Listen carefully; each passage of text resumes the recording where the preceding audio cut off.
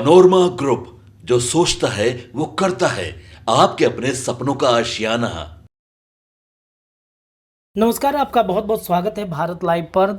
18वीं लोकसभा की शुरुआत हो चुकी है। कल से सभी सांसदों ने अपना शपथ ले लिया है। 543 सीटों पर पक्ष विपक्ष के जितने सांसद जीते हैं वो सभी सांसदों ने एक एक करके अपना शपथ लिया और शपथ के बाद से अब 18वीं लोकसभा में कार्यकाल शुरू हो गया है। इसके साथ ही साथ कल एक तस्वीर हमने देखा नरेंद्र मोदी को लेकर के, साथ ही साथ जो संविधान है उसको लेकर के राहुल गांधी गए थे लोकसभा के अंदर, साथ ही साथ जो अखिलेश यादव हैं वो भी लेकर के गए थे।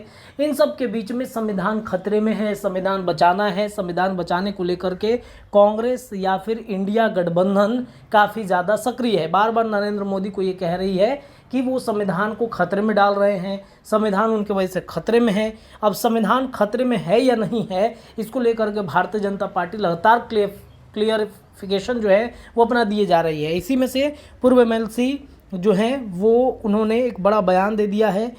प्रोफेसर रणवीर नंदन, पूर्व विधान पार्षद और वरिष्ठ नेता भाजपा के, उन्होंने संविधान बदलने की अफवाह उड़ाने पर राहुल गांधी, अखिलेश यादव समेत तमाम विपक्षी नेताओं की धज्जियां उड़ा दी है। प्रोफेसर नंदन ने कहा है कि संविधान बदलने की अफवाह उड़ाने से भी इन्हें कुछ हासिल नहीं हुआ है और आज तीसरी बार एनडीए की सरकार माननीय नरेंद्र मोदी जी की अगुवाई में भारत को विकसित राष्ट्र बनाने में जुट गई है। संविधान की मूल भावना हमेशा ही भारत और भारतवासियों के हितों की रक्षा करती है, लेकिन इसमें समय समय पर संशोधन किए जा रहे हैं। ये अलग बात है कि इस पर चर्चाएं हो रही है। नरेंद्र मोदी की सरकार में संशोधन हुआ देश की अखंडता को बचाने के लिए, तो कांग्रेस की सरकार में संशोधन हुआ था लोकतंत्र की हत्या के लिए। भावी पीढ़ी को ये बताना आवश्यक है कि कांग्रेस ने कैसे कैसे राष्ट्र विरोधी कार्य किए हैं। प्रोफेसर नंदन ने कहा कि संविधान में संशोधन तो 106 बार हो चुके हैं, लेकिन संविधान की आत्मा के साथ खिलवाड़ सिर्फ कांग्रेस की सरकार में हुआ है। 42वें संशोधन से इंदिरा गांधी ने संविधान में आमूलचूल बदलाव किया था। 42वें संशोधन में इंदिरा गांधी के साथ संविधान के 41 अनुच्छेद में बदलाव किया गया, 13 नए अनुच्छेद जोड़े गए।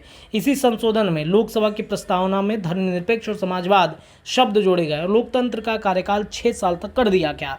बाद में जनता सरकार ने इंडिया के द्वारा जो है वो अनुच्छेद में लगातार बदलाव किए गए। दरअसल उन्होंने ये भी कहा है कि जिनके जरिए संपत्ति इकट्ठा करने के अधिकार को मौलिक अधिकार के रूप में मान्यता दी गई, ऐसे कृत्य करने वाले कांग्रेसी नेताओं की अफवाह उड़ाते शर्म से मुंह छुपा लेना चाहिए। उन्होंने ये कहा कि मोदी सरकार में संविधान संशोधन हुए 3 तलाक को लेकर इंडिया गठबंधन वालों को जाकर मुस्लिम महिलाओं से जाकर 3 तलाक के बारे में पूछना चाहिए कि उन्हें क्या यातना सहनी पड़ती है। कांग्रेसी को मुसलमानों के सिर्फ वोट से मतलब रहा है, बाकी मुसलमानों की उन्हें कोई चिंता नहीं रही, लेकिन मोदी सरकार ने मुस्लिम महिलाओं के असली दर्द को दूर किया। इस तरह धारा 370 ने देश में एक दूसरे देश का माहौल बनाया। एक देश में 2 झंडे थे। देश की अखंडता को छिन्न भिन्न करने वाले कांग्रेसी द्वारा दिए गए घाव का इलाज नरेंद्र मोदी और गृह मंत्री अमित शाह ने साफ कर दिया, जबकि कांग्रेस की सरकार ने 7 अगस्त 1975 को अपनी कुर्सी बचाने के लिए संवैधानिक संशोधन कराकर लोकसभा में विशेष बिल पारित कर दिया। 8 अगस्त 1975 को यह संशोधन राज्य से पारित करवा लिया गया। 9 अगस्त 1975 को देश की 17 राज्यों की विधानसभा में संशोधन पारित कराया गया। 10 अगस्त 1975 को रविवार होने के बावजूद राष्ट्रपति ने संशोधन मंजूर कराया और बाकायदा गजट नोटिफिकेशन जारी कर प्रधानमंत्री के खिलाफ किसी प्रकार की सुनवाई करने के अदालतों के अधिकार छीन लिए गए। 11 अगस्त 1975 को जिस दिन इलेक्शन पिटीशन की सुप्रीम कोर्ट में सुनवाई होनी थी, वह एक दिन पहले किए गए संशोधन के कारण हो ही नहीं सकी। 5 दिन में पूरा संविधान बदलने वाले कांग्रेसी आज देश को संविधान बदलने का डर दिखा रहे हैं। पनोरमा ग्रुप, जो सोचता है वो करता है।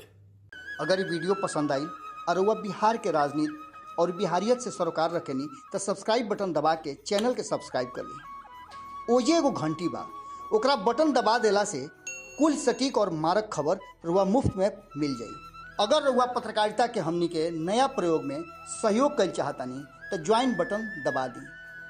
पेटीएम नंबर नोट कर ली 9386816700। धन्यवाद।